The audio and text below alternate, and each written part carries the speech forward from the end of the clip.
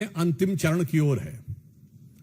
सत्र के उपरांत भारत अपनी स्वतंत्रता के 80वें वर्ष में प्रवेश करने जा रहा है, परंतु उसी के साथ साथ जो कुछ सदन में इस सत्र में घटित हो रहा है वो निश्चित रूप से लोकतंत्र के लिए एक गंभीर चुनौती के रूप में सामने आ रहा है। मुझे लगता है हमारे संविधान निर्माताओं ने यह कल्पना नहीं की होगी कि देश के सर्वोच्च सदन को कोई बिगड़ा दिल से शहजादा अपनी उद्दंडता और सनक के आधार के ऊपर बंधक बनाकर रख लेगा। ये कठोर शब्द हमें इसलिए प्रयोग करने पड़ रहे हैं कि विगत कई सप्ताह से आपने देखा है कि विपक्ष और विशेषकर कांग्रेस पार्टी और नेता प्रतिपक्ष श्री राहुल गांधी ने निरंतर अपने आचरण से यह साबित किया है कि वो किसी भी प्रकार की सार्थक चर्चा सदन में नहीं चाहते।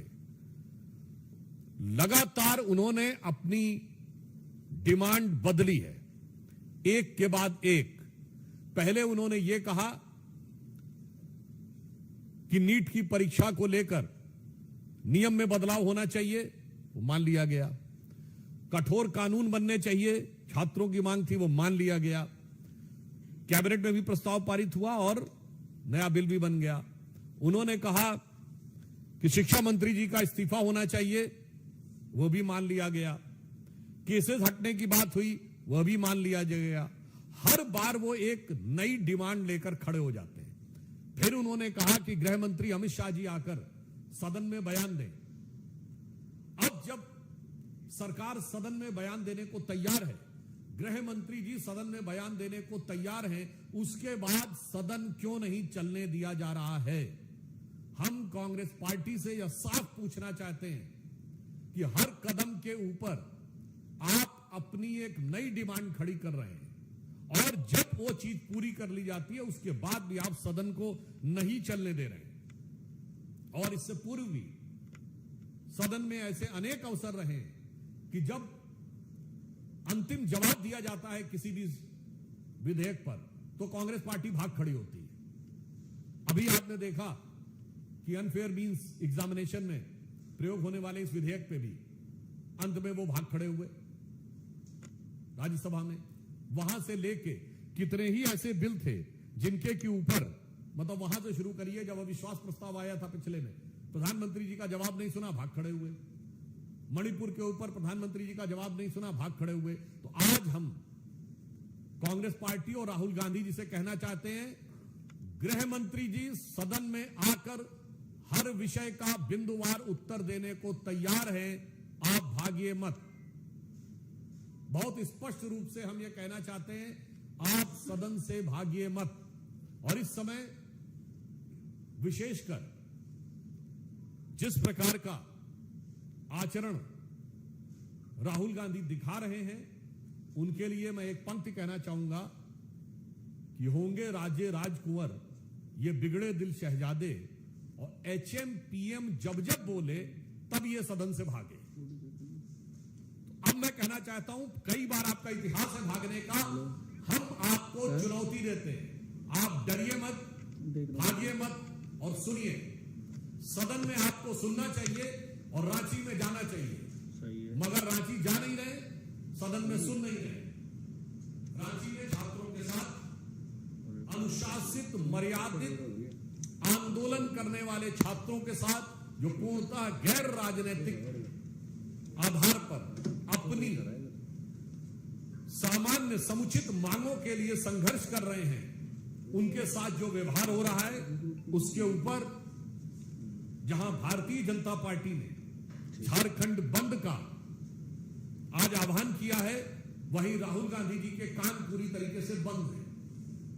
रांची के छात्रों की गूंज उन्हें सुनाई नहीं दे रही, क्योंकि उनके कान में लेफ्ट साइड के जो ईयरफोन है वो दोनों तरफ लगे हुए हैं और उसकी ट्यूनिंग जो एब्रॉड से होती है, इतनी लाउड ट्यूनिंग हो रही है कि रांची के छात्रों की गूंज उन्हें सुनाई नहीं पड़ती है। और इसलिए यह भी साफ हो जाता है कि सिर्फ राजनीतिक आधार पर ही छात्र हितों से उनका कोई लेना देना नहीं है, केवल शुद्ध राजनीति करनी है और संसद के सदन को अपनी सनक और उद्दंडता का बंधक बनाकर रखना है। संविधान निर्माताओं ने कल्पना नहीं की होगी कि नेता प्रतिपक्ष जैसे गरिमापूर्ण पद पर, जहां इवन इनसे सीनियर नेता खड़गे जी राज्यसभा में, पिछली बार अधीर रंजन चौधरी थे लोकसभा में, तब ऐसा सीन देखने को नहीं मिलता था।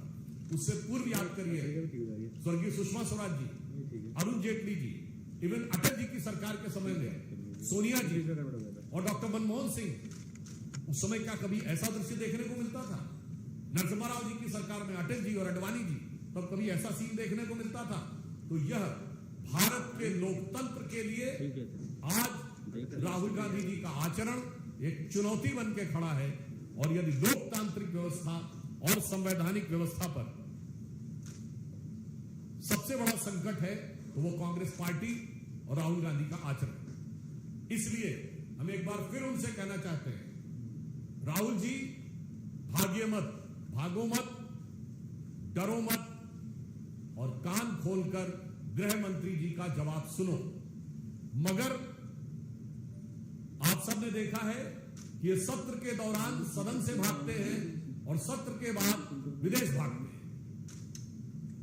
इसलिए मैं उनसे कहना चाहूंगा कि यह स्वाभाविक है कि आप सत्र के बाद एक बार पुनः विदेश भागेंगे, पर विदेश भागने से पहले इतनी हिम्मत जुटाइए, इतना साहस जुटाइए कि गृह मंत्री अमित शाह जी का वक्तव्य सुनकर जाइए। एक सेकंड, हम लोग क्वेश्चंस लेंगे, बताइए, बोलिए।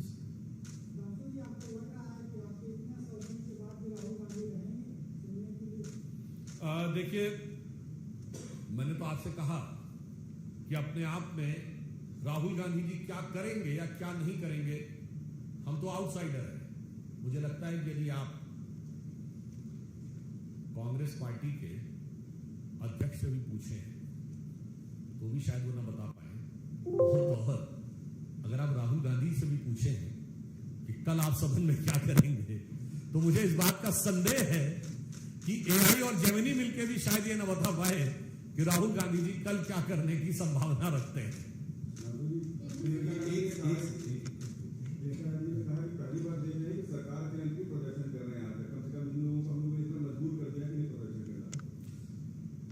हम प्रदर्शन इस बात का नहीं कर रहे हैं, तो प्रदर्शन कर रहे हैं कि आप आके सुनिए। और मैं पूछना चाहता हूं, झारखंड में तो आपकी सरकार है, हम पहली बार ये देख रहे हैं कि जो सत्ता में बैठा हुआ है वो कह रहा हूं प्रदर्शनकारी छात्रों के साथ है। अरे साथ में है तो फोन उठाइए और तुरंत कार्रवाई करिए। और छात्रों की वहां डिमांड क्या है, ये मामला अलग है, वहां पेपर लीक नहीं है, वहां नौकरियों में सेटिंग करके सरकार के द्वारा नौकरियां भ्रष्टाचार के द्वारा बांटने का आरोप है। और वो क्या कह रहे हैं, सिर्फ जांच। झारखंड के साथ छात्र किसी का इस्तीफा नहीं मांग रहे, वो सिर्फ कह रहे हैं सीबीआई जांच, और वो जांच नहीं होने दे रहा है जो वो समझिए वोट डरा हुआ है। तो आप समझिए इसका मतलब कांग्रेस पार्टी जो कि गठबंधन की बड़ी पार्टी है, राहुल गांधी तो बड़े भाई हैं, तो हिम्मत है तो फोन करें और कहें डरो मत, सीबीआई को जांच भेज दो। मगर इस कदर डरे हुए हैं कि जो मैंने कल बोला था कि जंतर मंतर को लेकर और कोटा से लेकर प्रयागराज तक जो दहाड़ते और चिंगाड़ते हुए फिरते थे, रांची में उनके गले में घिघी बन जाती है।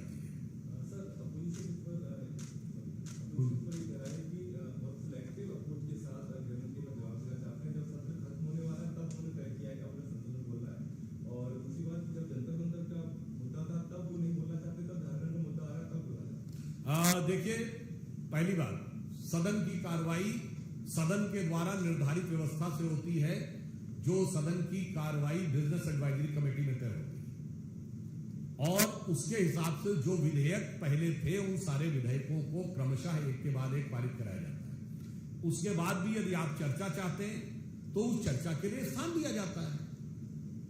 जैसा कि संसदीय कार्य मंत्री किरण रिजिजू जी ने कहा था कि संसदीय व्यवस्था से कार्य चलेगा, जो विधेयक हैं उन विधेयकों पर जिस मंत्री को बोलना है वो बोलेंगे, उसके बाद आप चाहेंगे तो हम बात करने को तैयार हैं। मगर मैं कह रहा हूं, कल था या आज कल था या आज राहुल जी बहस से, सुनने से, सदन से मत भाग।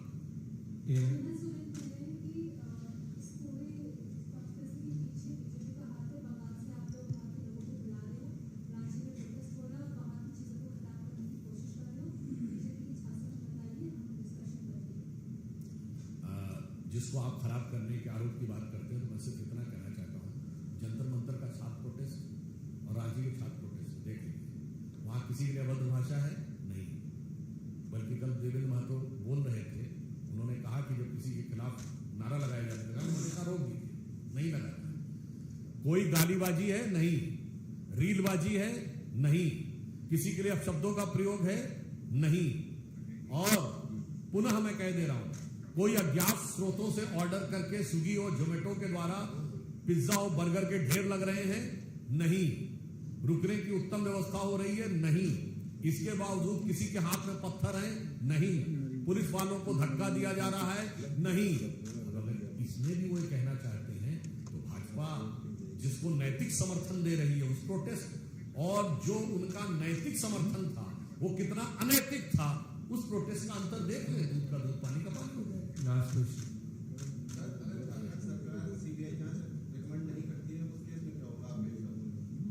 मुझे लगता है ये झारखंड सरकार के लिए और उससे अधिक कांग्रेस पार्टी के लिए और उससे अधिक राहुल गांधी जी के लिए, जो स्वघोषित छात्रों के सबसे बड़े स्वघोषित मसीहा बन के खड़े हैं, उनके लिए आज ये कसौटी है कि क्या वो अपनी सरकार को इतना भी साहस नहीं दे सकते कि वो ईमानदारी से उसकी जांच करवा सके। हाँ, ये बात जरूर हो सकती है कि अगर उनको लगे कि जांच की आंच में उनके हाथ जल सकते हैं, तो ध्यान रखना चाहिए, आपने बहुत से छात्रों का भविष्य जलाया है, तो उस जांच की आंच का सामना करने को तैयार रहना चाहिए। बहुत बहुत धन्यवाद, थैंक यू।